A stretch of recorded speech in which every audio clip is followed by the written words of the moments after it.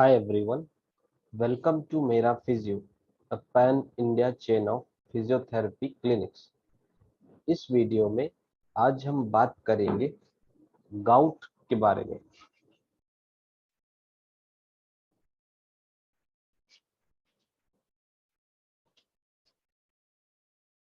Gout में basic role जो होता है वो रहता है यूरिक एसिड डिपोजिशन का।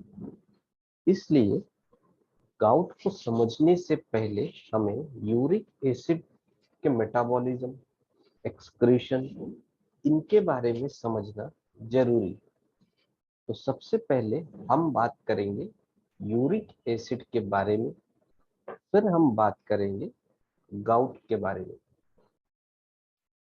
यूरिक एसिड बेसिकली एक वेस्ट प्रोडक्ट होता है जो कि ब्लड में पाया जाता है। ये हमारे बॉडी में तब बनता है जब एक केमिकल जिसका नाम प्यूरिन होता है उसका ब्रेक डाउन होता है, यानी प्यूरिन के ब्रेक डाउन से ही यूरिक एसिड बनता है।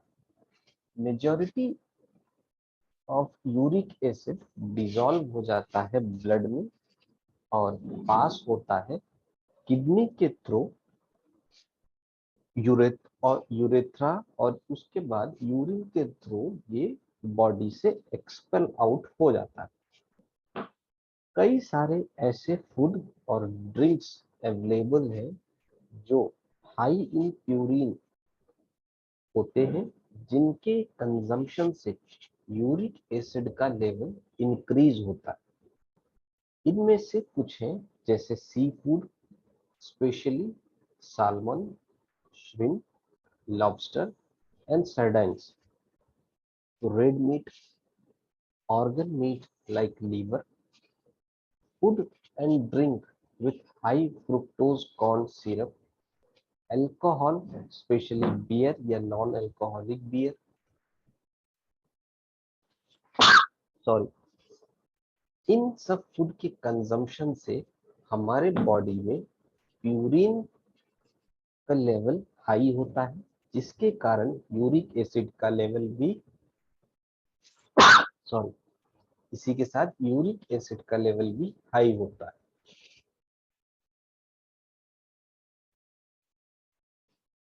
अगर हमारे बॉडी में excess amount of uric acid का रिटेंशन हो रहा है, यानी अगर एक्सेस यूरिन हमारे बॉडी में रह जा रही है, तो इस कंडीशन को हाइपर यूरिसीमिया कहते हैं।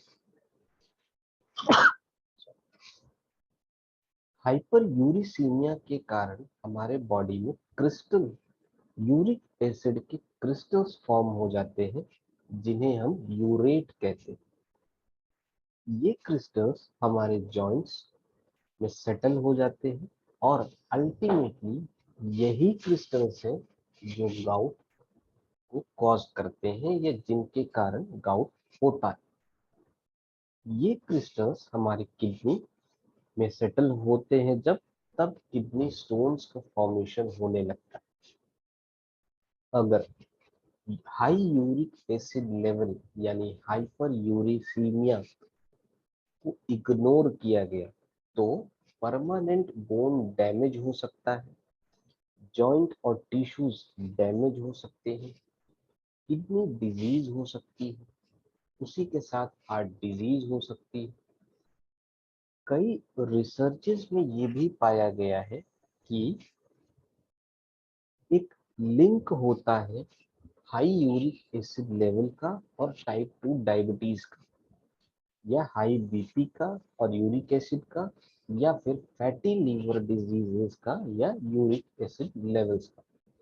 सो ये कहा जा सकता है उन रिसर्चेस के बेस में कि ये diseases high uric acid level के साथ इंटरकनेक्टेड होती है।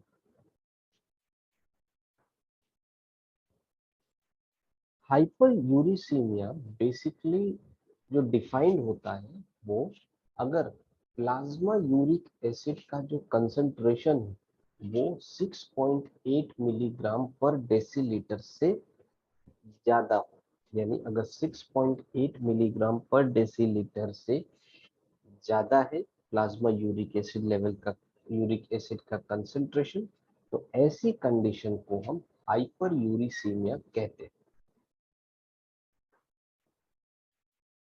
बहुत रिसर्चेस, बहुत स्टडीज के बावजूद भी यूरिक एसिड का कई ऐसे एस्पेक्ट हैं जो पैथोफिजियोलॉजिक एस्पेक्ट है, वो बहुत क्लियरली समझ में नहीं आए।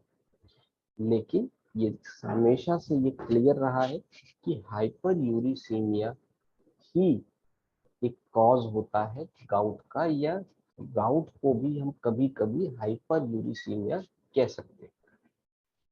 अप्रोक्सीमेटली 70% जो यूरेट होता है वो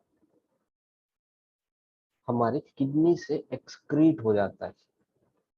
बाकी का जो 30% है वो एलिमिनेट होता है हमारे इंटेस्टाइन से।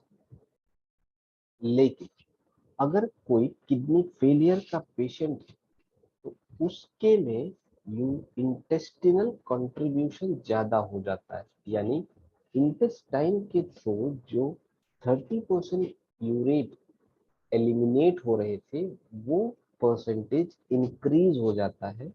सो दैट, क्योंकि किडनी फेलियर के कारण वहां से जो एलिमिनेशन है वो कम होता है, इसलिए हाई परसेंटेज हमारा इंटेस्टिनल एक्सक्रीशन या इंटेस्टिनल एलिमिनेशन होता है, सो दैट डिफरेंस या उस कम एलिमिनेशन जो किडनी से हो रहा है उसको कंपनसेट किया जा सके और बॉडी में एक बैलेंस बनाए जा सके।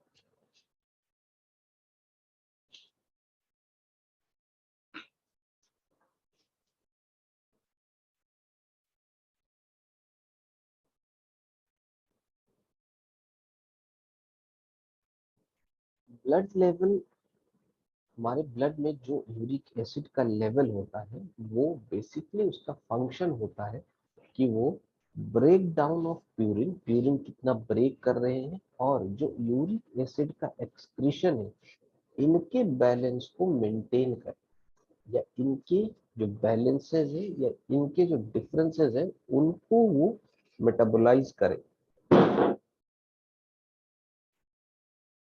हाइपर यूरिसीमिया जनरली तीन पैथोफिजियोलॉजिक कैटेगरीज में डिवाइड होते हैं: uric acid under excretion, uric acid over production, और combined causes. Uric acid under excretion के केस में जो यूरिक एसिड का एलिमिनेशन प्रोसेस होता है वो कम हो जाता है। ये किसी भी जेनेटिक एबनॉर्मलिटी के कारण भी हो सकता है, या फिर कोई और पैथोलॉजी के कारण, स्पेसिफिकली अगर किडनी के पैथोलॉजी के कारण, इंटेस्टिनल पैथोलॉजी के कारण जो एक्सक्रीशन है कि हमारा यूरिक एसिड का, बेसिकली यूरेट का, वो कम हो जाता है। यूरिक एसिड ओवर प्रोडक्शन, अगर हमारे बॉडी से यूरिक एसिड एक्सेस फॉर्मेशन, यानी हमारे बॉडी में एक्सेस प्रोडक्शन हो रहा है, तो भी हाइपर यूरिसीमिया हो सकता है। कंबाइंड कॉजेज में कई बार ये देखा जाता है कि कुछ फेज तक अंडर एक्सक्रीशन रहता है, फिर कुछ फेजेस तक ओवर प्रोडक्शन होने लगता है, या ओवर प्रोडक्शन प्रोसेस स्टार्ट होती है तो एक्सक्रीशन उतनी हमारी रह नहीं पाती, इसलिए हमारे बॉडी में यूरेट के डिपोजिशंस बढ़ने लगते हैं। बेसिकली हमारे जो जॉइंट्स हैं इनमें, हमारे किडनीज में, इनमें यूरेट का डिपोजिशन बढ़ने लगता है क्योंकि प्रोडक्शन ज्यादा है और एक्सक्रीशन कम।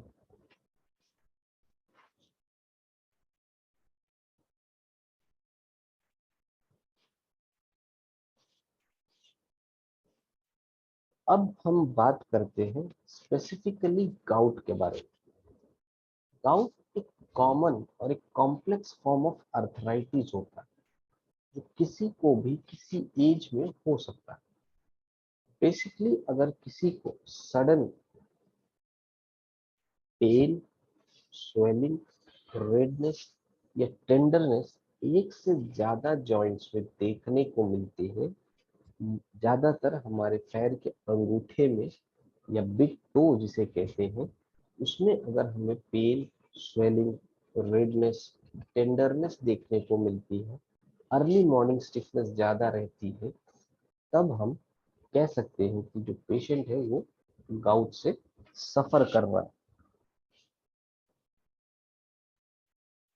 गाउट का जो अटैक है वो सडनली हो सकता है।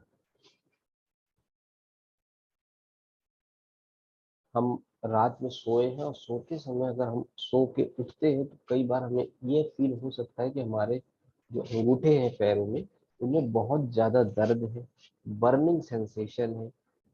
ये होता है कि गाउट की प्रोसेस स्टार्ट हो गई, यानी कि हमारे अर्थराइटिक चेंजेस जो है वो स्टार्ट हो गए। और इन अर्थराइटिक चेंजेस का बेसिक कॉज है यूरेट डिपॉजिशन।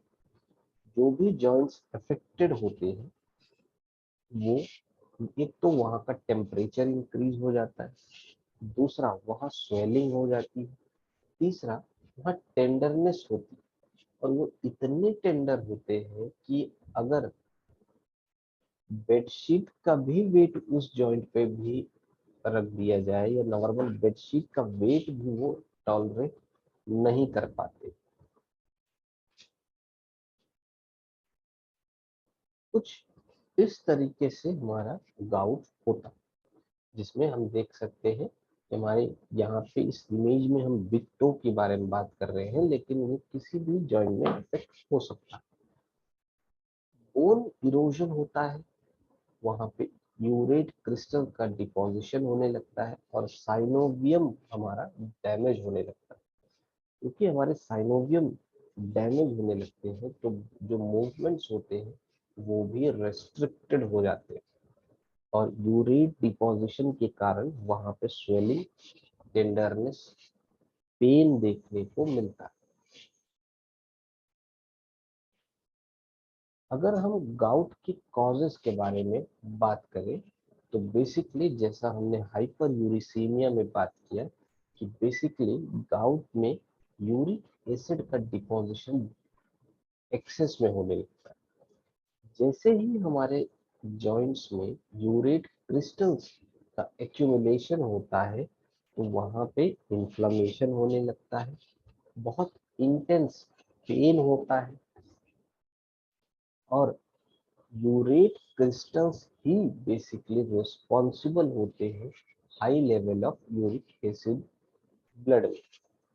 अगर हमारे ब्लड में 6.8 mg पर डेसीलीटर से ज्यादा कंसंट्रेशन है तो उसे हम हाइपर यूरिसीमिया कहते हैं, और हाइपर यूरिसीमिया के कंडीशन को ही गाउट के लिए रिस्पॉन्सिबल माना गया। हमारे बॉडी में यूरिक एसिड तब बनते हैं जब प्यूरिन्स ब्रेक होते हैं, जैसा हमने पिछले स्लाइड्स में बात की। अगर इनका ओवर प्रोडक्शन होने लग जाए या ब्रेक डाउन ज्यादा होने लग जाए प्यूरिन का, या बॉडी से यूरिक एसिड का जो एक्सक्रीशन है वो कम हो जाए, यानी अंडर एक्सक्रीशन होने लग जाए, तो यूरिक एसिड डिपॉजिट होने लगते हैं हमारे जॉइंट्स में, हमारे किडनी में। बहुत सारे ऐसे हाई रिच प्यूरिन फूड हैं जिनके कंजम्पशन में देखा गया है कि जो लोग उन हाई प्यूरिन रिच फूड को कंज्यूम करते हैं तो उनके में गाउट और गाउट से रिलेटेड और सिम्टम्स देखने को ज्यादा मिलते हैं।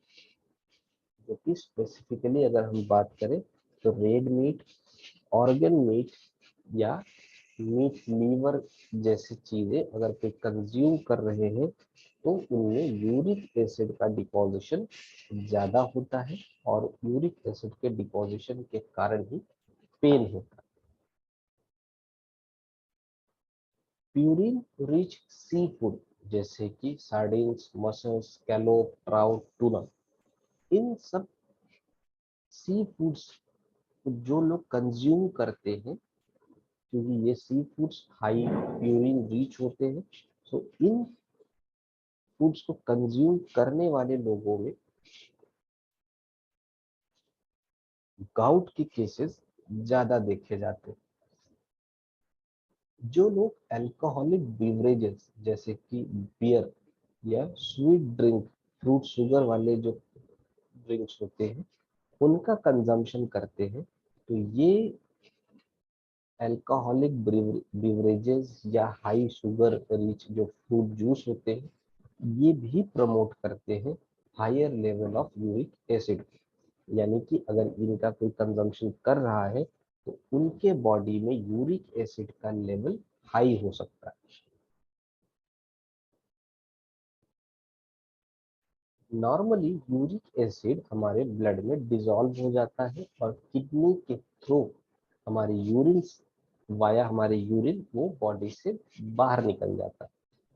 लेकिन कई बार अगर यूरिक एसिड का प्रोडक्शन बहुत ज़्यादा है या किडनी से एक्सक्रीशन बहुत कम है, जिसे हम ओवर प्रोडक्शन और अंडर एक्सक्रीशन में हमने देखा था, तो ऐसे केसेस में यूरिक एसिड जो डिसॉल्व हो रहे हैं ब्लड से, वो उनका कंसंट्रेशन बढ़ जाता है। और उस बढ़ते हुए कंसंट्रेशन में हम ये देख सकते हैं कि पेशेंट को जॉइंट्स में पेन, इन्फ्लेमेशन, टेंडरनेस होती है, जो कि गाउट या हाइपर यूरिसीमिया के क्लासिकल साइंस है।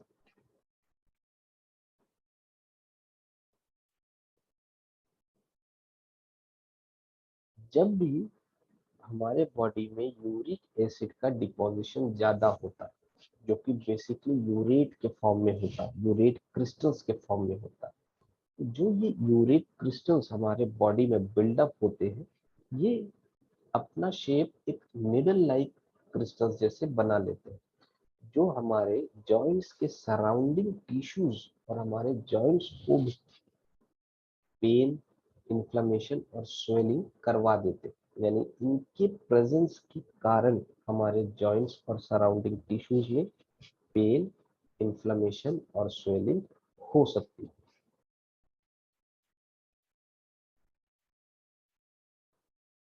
किसी को गाउट होने के चांसेस ज्यादा है अगर वो मिडिल एज्ड मैन है या post menopausal women. Middle aged man की मैं अगर बात करूं तो बेसिकली अगर किसी के एज ग्रुप 30 to 50 की एज ग्रुप में है तो उसमें, या पोस्ट मेनोपॉजल वुमेन जैसे कि 47-48 ईयर्स के बाद वुमेन्स की जो मेंस्ट्रुअल साइकिल है वो बंद हो जाती है, और उसको हम पोस्ट मेनोपॉजल फेज या मेनोपॉज फेज हम कहते हैं। सो ऐसे लोगों को गाउट होने का चांसेस ज्यादा रहता है, या इन लोगों में गाउट के केसेस ज्यादा देखने को मिलते हैं। अगर पेरेंट्स या किसी और सिबलिंग या फैमिली मेंबर को ऑलरेडी गाउट है, तो उस फैमिली में किसी और को भी गाउट के केसेस हो सकते हैं। कोई अगर अल्कोहल का कंजम्पशन कर रहा है, अल्कोहल के कंजम्पशन में हमने देखा जैसे अल्कोहलिक बेवरेजेस के कारण यूरिक एसिड का प्रोडक्शन ज्यादा होता है, और अगर हमारी बॉडी उस ज्यादा प्रोडक्शन को एक्सक्रीशन से बैलेंस नहीं कर पा रही है, तो वो ओवर जो प्रोडक्ट प्रोड्यूस हुए हैं वो हमारी बॉडी में डिपॉजिट होने लगते हैं। स्पेसिफिकली हमारे जॉइंट्स में डिपॉजिट होने लगते हैं, जो कि पेन, स्वेलिंग और टेंडरनेस जैसे चीजें क्रिएट करते हैं। कोई अगर डाईयूरेटिक्स या साइक्लोस्पोरिन जैसे मेडिकेशंस ले रहा है, इन मेडिकेशंस के कारण गाउट के पेशेंट्स, या इन मेडिकेशंस जो पेशेंट्स ये मेडिकेशंस ले रहे हैं, उन पेशेंट्स में भी गाउट के केसेस ज्यादा देखने को मिलते हैं। अगर किसी को हाई ब्लड प्रेशर या पहले से ही किडनी डिजीज है, थायराइड की डिजीज है, डायबिटीज है या स्लीप एपनिया है, जैसा हमने पिछले अपने स्लाइड्स में बात किया कि अगर किडनी डिजीज है, किसी को किडनी फेलियर है, तो ऐसे पेशेंट्स में से हमारा जो एलिमिनेशन जो प्रोसेस होता है वो इंटेस्टाइन से होने लगता है। 70% हमारा जो एलिमिनेशन होता है वो किडनी से होता है और 30% हमारा इंटेस्टाइन से होता है। लेकिन अगर किसी को किडनी डिजीज है, किडनी फेलियर है, तो ऐसे पेशेंट्स में इंटेस्टाइनल का जो रोल है वो बढ़ जाता है और किडनी क्योंकि उतना मेटाबोलाइज नहीं कर पाती है, क्योंकि यूरिन से एक्सक्रीशन नहीं हो पा रहा है, इसलिए जो एक्सेस अमाउंट होता है यूरिक एसिड का वो हमारे बॉडी में डिपॉजिट होना स्टार्ट हो जाता है। अगर कोई बहुत high rich purine food, purine से बहुत ज्यादा रिच है, ऐसे फूड्स का कंजम्पशन करता है, तो इन लोगों में भी जो बेसिकली जो लोग समुद्र के किनारे रहते हैं उनमें ज्यादातर ये देखा गया है कि गाउट के केसेस ज्यादा होते हैं।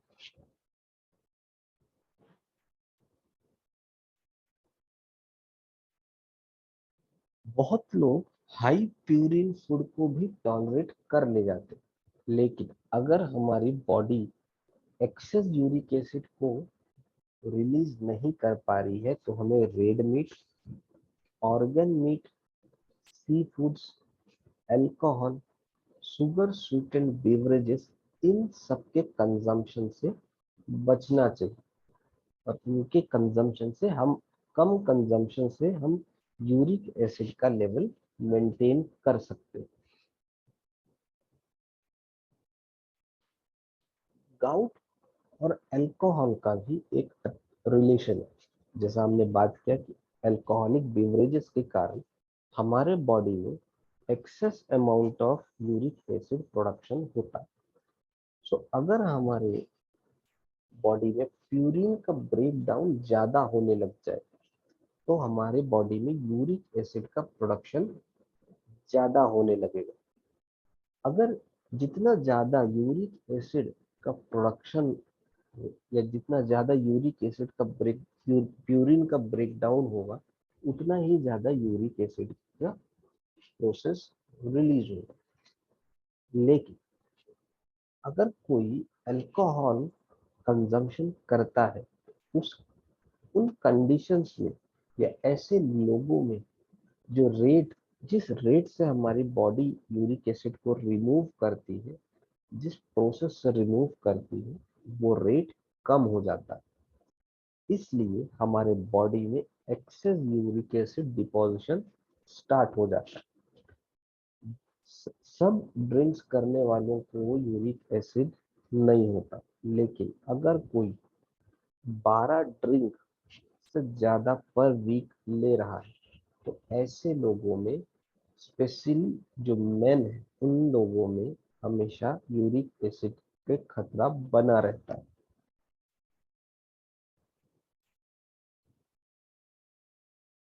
साइन एंड सिम्टम्स, हमने बात किया यूरिसीमिया के बारे में, हाइपर यूरिसीमिया के बारे में, हमने बात किया गाउट के बारे में, हमने बात किया हाई रिच प्यूरिन फूड के बारे में।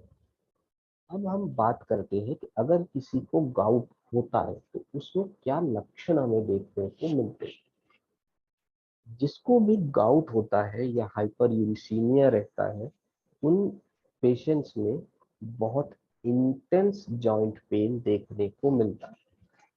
स्पेशली गाउट बिग टो को ज्यादा इफेक्ट करता है, बट बेसिक और जॉइंट्स में भी इफेक्ट कर सकता है। जो कॉमन जॉइंट्स अफेक्टेड होते हैं वो हमारे एंकल है, नी, एल्बो, रिस्ट, फिंगर्स, इन जॉइंट्स को ज्यादा इफेक्ट करते हैं। जिस जिस पर्टिकुलर मोमेंट में हमारा यूरिक एसिड लेवल इंक्रीज होता है तो पहले 4 से 12 घंटे में पेन बहुत ही सीवियर रहता है और इस सीवियरेंस के कारण पेशेंट ना तो मूव कर पाता है, ना कोई जॉइंट के मूवमेंट कर पाता है और ये उसके लिए बहुत ही पेनफुल होता है। लिंगरिंग डिस्कम्फर्ट, क्योंकि हमारे जॉइंट्स में यूरिक एसिड का डिपोजिशन होता रहता है, इसलिए ऐसे पेशेंट्स में ये देखा जाता है कि और पेन बहुत रहता है जॉइंट्स में। तो ऐसे पेशेंट्स में देखा जाता है कि डिस्कम्फर्ट बहुत ज्यादा होता है, जो कि कुछ दिनों से लेके कुछ हफ्तों तक का हो सकता है। और कई केसेस में अगर इसको इग्नोर किया गया है तो ये हमेशा के लिए भी हो सकता है, और इससे हमारे जो जॉइंट्स हैं वो भी अफेक्टेड हो सकते हैं।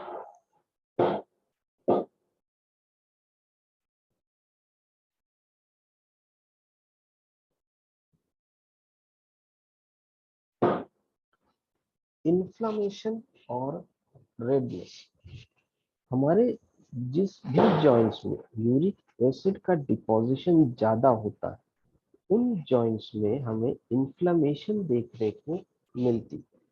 यानी हमारे जो जॉइंट्स अफेक्टेड होते हैं उनमें हमें स्वेलिंग, टेंडरनेस, वहाँ का टेम्परेचर जो होता है वो इंक्रीज रहता है। कई बार जॉइंट्स में हमें रेडनेस भी देखने को मिलती है। जैसे जैसे हाइपर यूरिसीमिया यानी कि यूरिक एसिड डिपोजिशन का जो लेवल है, कंसंट्रेशन है, वो बढ़ने लगता है, जिसका मतलब गाउट आगे प्रोग्रेस करने लगता है, तो हमारी जो जॉइंट्स हैं वो मूव नहीं कर पाती, यानी हमारे जो जॉइंट्स के रेंज ऑफ मोशन होता है वो भी लिमिटेड हो जाता है। और इस लिमिटेड रेंज ऑफ मोशन के कारण हमारा जो मूवमेंट होता है, फुल बॉडी जो मूवमेंट रहता है, हमारी जो डे टू डे एक्टिविटीज होती है वो भी अफेक्टेड होने लगती है।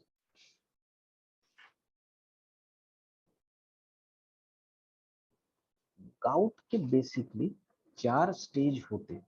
पहला, एसिम्प्टोमेटिक हाइपर यूरिसीमिया। ये एक ऐसा फेज होता है जिसमें पहला अटैक होता है गाउट का, और इस फेज में जो सीरम यूरेट होता है या यूरिक एसिड जो ब्लड में रहता है उसमें हमारा जो कंसंट्रेशन होता है वो 7 मिलीग्राम पर डेसीलीटर से ज्यादा होता है। जो नॉर्मल हमने देखा था वो 6.8 मिलीग्राम पर डेसीलीटर था। अगर उससे ज्यादा होता है तो हाइपर यूरिसीमिया होता है। लेकिन अगर 7 मिलीग्राम पर डेसीलीटर से ज्यादा है हमारा सेरम यूरेट यानी यूरिक एसिड कंसंट्रेशन, तो हम इसे एसिम्प्टोमेटिक हाइपर यूरिसीमिया कहते हैं। इसे हम एसिम्प्टोमेटिक इसलिए कहते हैं क्योंकि सेरम यूरेट लेवल इंक्रीज तो है लेकिन सिम्टम्स कोई भी देखने को नहीं मिलते, इसलिए इसे एसिम्प्टोमेटिक हाइपर यूरिसीमिया कहा जाता है। दूसरा स्टेज होता है एक्यूट गाउटी अर्थराइटिस। ये बेसिकली 90% मेटाटार्सोफैलेंजियल जॉइंट हमारे बिग टोज इन एरियाज में देखा जाता है। जब भी एक्यूट गाउटी अर्थराइटिस होता है तो सडन ऑनसेट होता है पेन का। तो पेन लोकल एरिया में रहता है, और नॉक्टर्नल पेन यानी नाइट टाइम में ये ज्यादा होता है। पेन इतना इंटेंस होता है कि पेशेंट रात भर सो नहीं पाता है।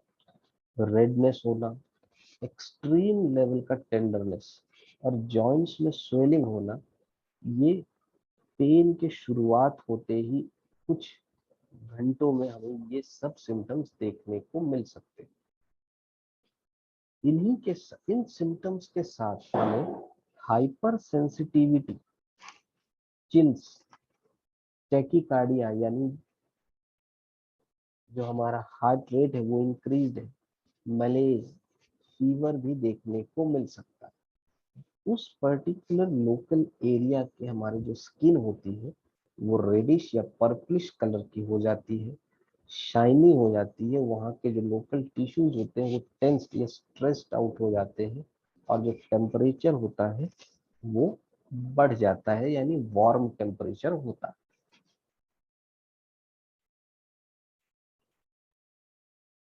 गाउटी अर्थराइटिस के अगर हम कॉमन क्लिनिकल प्रेजेंटेशंस की बात करें तो इसमें ओकेजनली देखा जाता है कि पेशेंट को finger, wrist, elbow, knee, ankle इन जॉइंट्स में पेन मिलता है।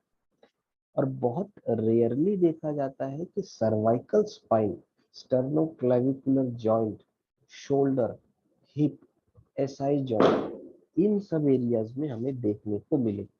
ये बहुत ये बहुत ही रेयर है। अटैक जब भी रिकर करता है यानी वापस से होता है तो ये टाइम पीरियड कभी मंथ का हो सकता है या ईयर्स का हो सकता है, और इनमें कई बार रिलैप्स हो सकते हैं। जब भी अटैक रिलैप्स होता है या वापस से आता है तो वो हमेशा पिछली बार से ज्यादा इंटेंस होता है और हमारे ज्यादा से ज्यादा जॉइंट्स को कवर करता है। एक पेशेंट को एक साल में कई अटैक्स एक्सपीरियंस करने को मिल सकते हैं।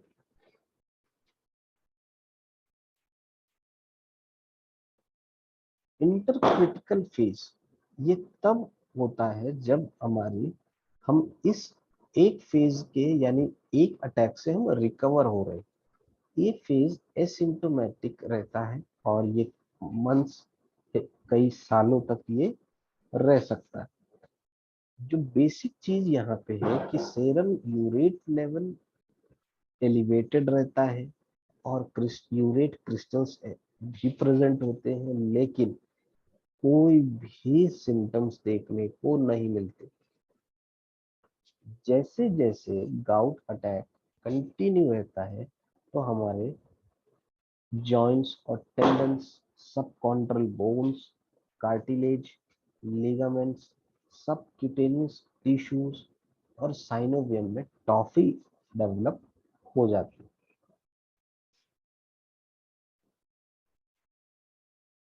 अब अभी मैंने आपको बताया कि जैसे जैसे अटैक्स बढ़ते हैं तो टॉफी डेवलप होते हैं। सो टॉफी क्या होते हैं? सो टॉफी एक हार्ड नोड्यूल्स होते हैं जो कि सोडियम यूरेट डिपॉजिट के कारण बनते हैं, जो कि कई नंबर के हो सकते हैं, कहीं पे भी हो सकते हैं, किसी भी लोकेशन के हो सकते हैं। बेसिकली ये एक पेनलेस स्ट्रक्चर होते हैं और फॉर्मेशन हमेशा टॉफी के कारण या टॉफी के फॉर्मेशन के कारण एक्यूट इंफ्लेमेटरी रिस्पॉन्स हो सकता है टिश्यूज के अंदर। जैसे जैसे टॉफी का साइज इंक्रीज होता है या ये और डेवलप होते हैं तो वहां पे डिफॉर्मिटीज क्रिएट कर सकते हैं।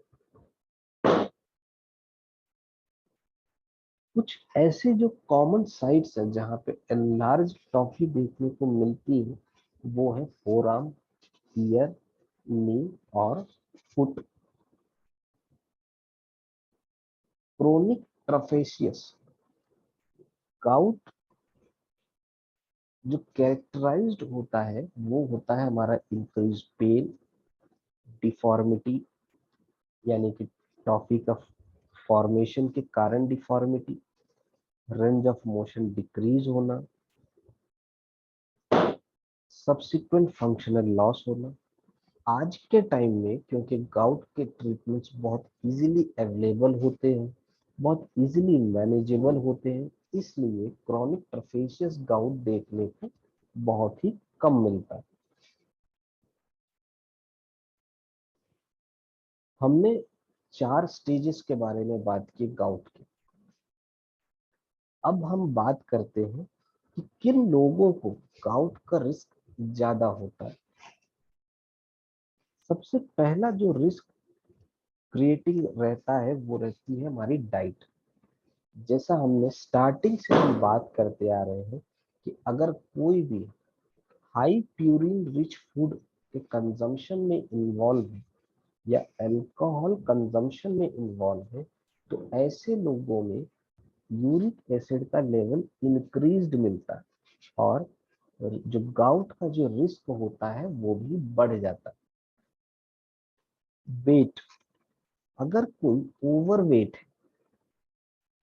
ओवरवेट लोगों में यूरिक एसिड का जो प्रोडक्शन यानी कि प्यूरिन का ब्रेकडाउन का जो रेट होता है वो ज्यादा होता है और अल्टीमेटली ज्यादा से ज्यादा यूरिक एसिड प्रोड्यूस होते हैं, जिसमें किडनी के लिए ये बहुत ही डिफिकल्ट हो जाता है कि सारे जितने एक्सेस यूरिक एसिड प्रोड्यूस हो रहे हैं उन्हें एलिमिनेट करना किडनी के लिए बहुत ही एक डिफिकल्ट टास्क हो जाता है।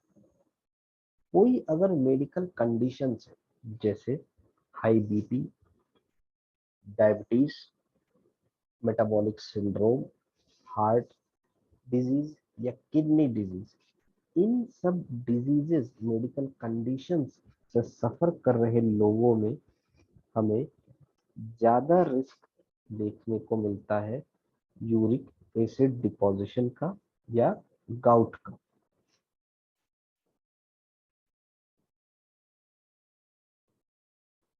सर्टेन मेडिकेशंस, कुछ ऐसे मेडिकेशंस होते हैं जिन्हें हाइपरटेंशन को कंट्रोल करने के लिए लिया जाता है, जैसे कि thyroid diuretics, angiotensin converting enzyme ACE inhibitors, beta blockers.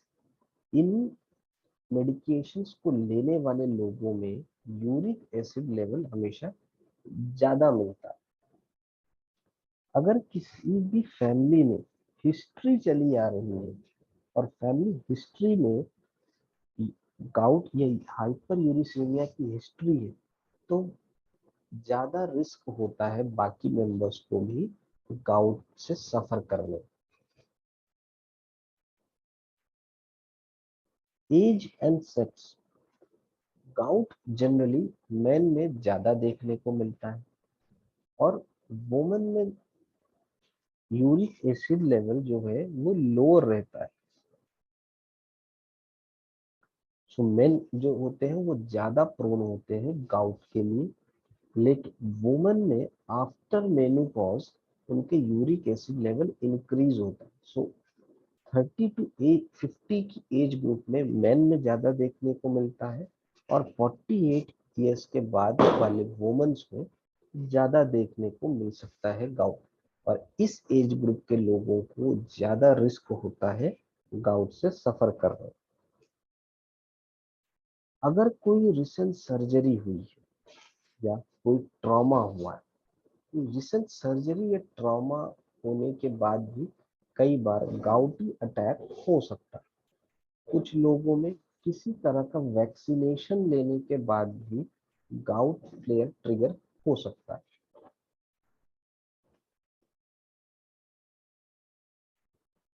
Complications, जिनको भी गाउट है तो उनमें एक बार भी अगर किसी को गाउट अटैक हुआ है तो उनमें ये चांसेस होते हैं कि रिकरेंट गाउट हो सकता है।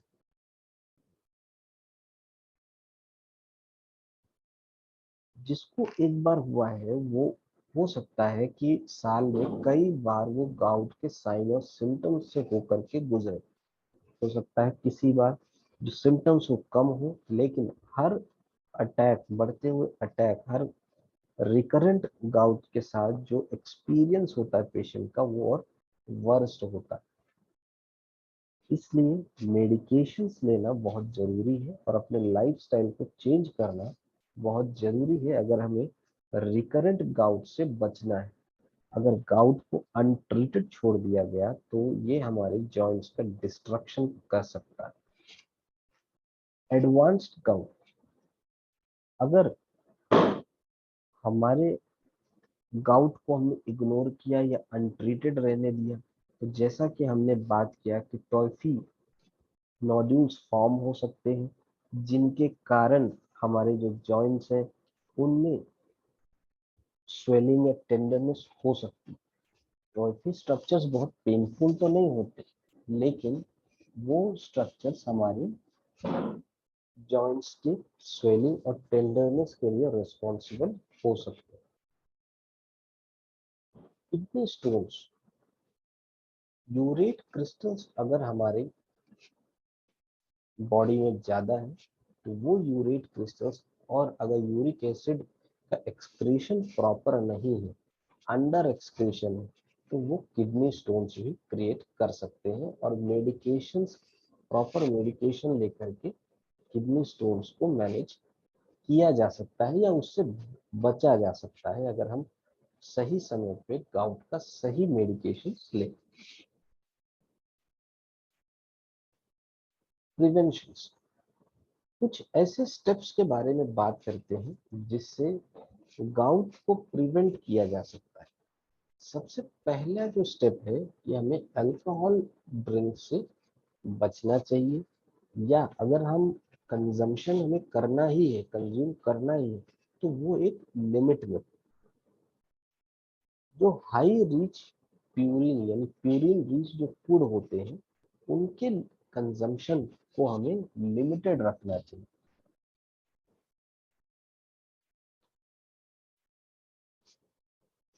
हमेशा लो फैट डेयरी प्रोडक्ट्स में ही हमें कंज्यूम करना चाहिए।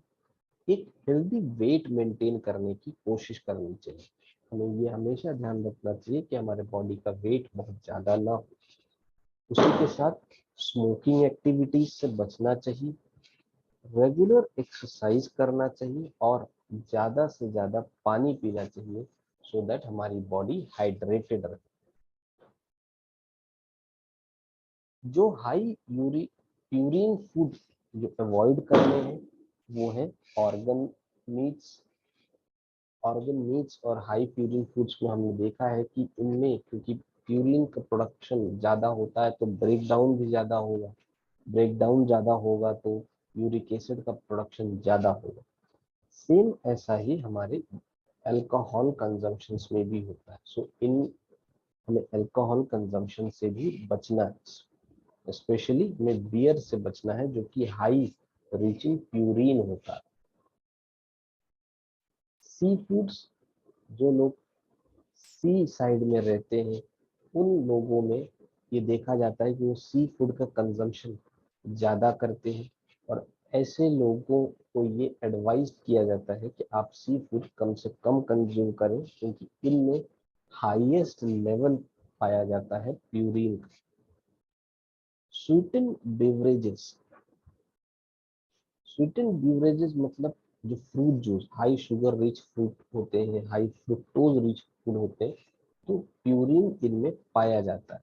सो इन के कंजम्पशन को हमें लिमिट में रखना है और एक्सेस शुगर के कंजम्पशन से हमें बचना है, सो दैट हम गाउट के अटैक या गाउट जैसे सिम्टम से हम बच सकें।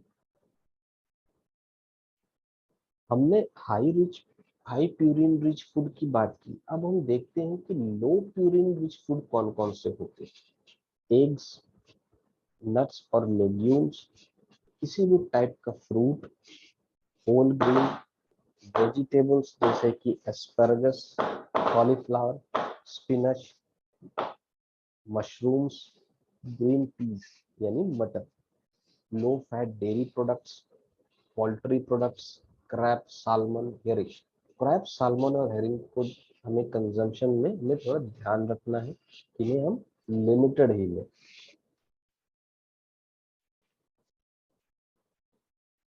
मैं उम्मीद करता हूँ कि मेरा फिजियो द्वारा दिया गया गाउट पर ये सेशन आपको पसंद आया होगा और आपको हेल्दी रहने में मदद करेगा। इसी के साथ ये वीडियो यहीं पर समाप्त करते हैं। धन्यवाद।